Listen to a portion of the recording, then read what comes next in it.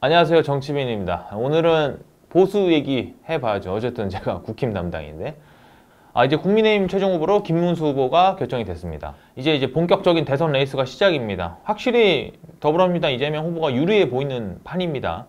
그래도 선거는 설사 결정이 날 때까지 끝까지 뛰어야죠. 어떤 후보든 간에. 물론 좀 단일화라는 변수가 있기는 하지만 생각해보면은 선거 때마다 나오는 단일화 얘기가 이번에 나오고 있죠. 사실 보면 단일화는 진보, 민주진영에서 하던 얘기인데 이제는 좀 보수 세력에서 계속 나오고 있습니다. 이게 그 2017년 대선 때부터 정의당, 그러니까 이제 세력이 있는 진보정당, 정의당이 독자 세력화를 공고히 하면서 민주당도 뭐 당시 여당이 됐고요. 타의반, 자의반으로 단일화를 추진하지 못하게 됐고 안 한 것도 있고요.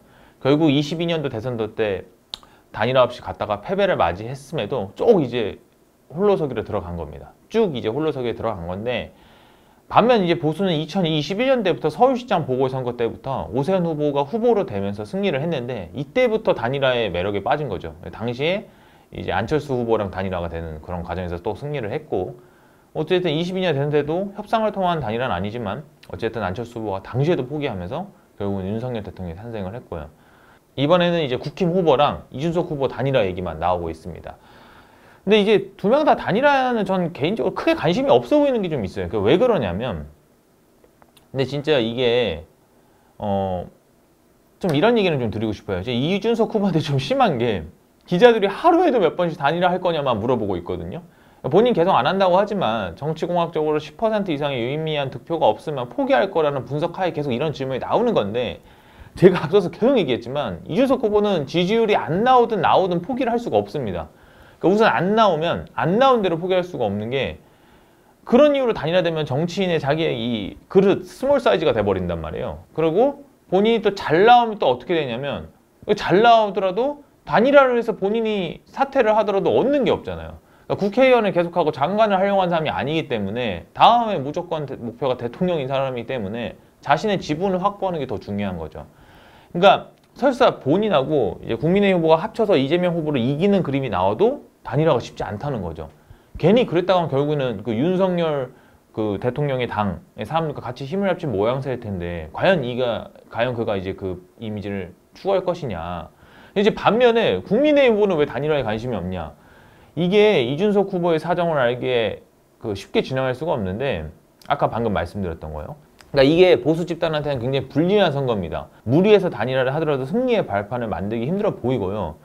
저는 사실 국민의힘 후보는 만약에 단일화 효과를 누리고 싶다면 이준석 후보의 지지율을 뺏어오는 방식이 맞지 어설픈 단일화는 서로에게 다 피만 볼 거라고 봅니다. 그리고 지금 다들 아시겠지만 국힘은 대선이 중요한 것보다 다음 당권 싸움에 거의 몰입하는 모양새거든요. 지금 보면 뭐 김문수 후보, 뭐 한덕수 후보 싸웠던 게 다 그런 맥락에서 봐야 되는 게 있는 거죠. 이번 대선이 설사 완패로 끝나도 전당대에서 국힘 후보가 누가 되냐에 따라서 다음 연도죠. 지방선거 공천권을 휘두를 수 있거든요. 결국 이런 부분 모든 것들 염두에 두고 있어서 대선 중요하지만 질 경우까지 다 보고 있어야 되는 게 맞기는 맞습니다. 사실 그래서 이제 김문수 후보 측도 경선까지 이겼는데 내가 어떻게 줘? 라는 그런 상황이 있었던 거고 그리고 이제 보수당 후보가 뭐 말로는 이준석 후보랑 단일화 해야 된다고 계속 얘기하지만 사실 그건 이제 큰 진정성은 없다고 보여주는 거죠. 아까도 말했듯이 이준석 후보도 이 상황을 알고 있고요.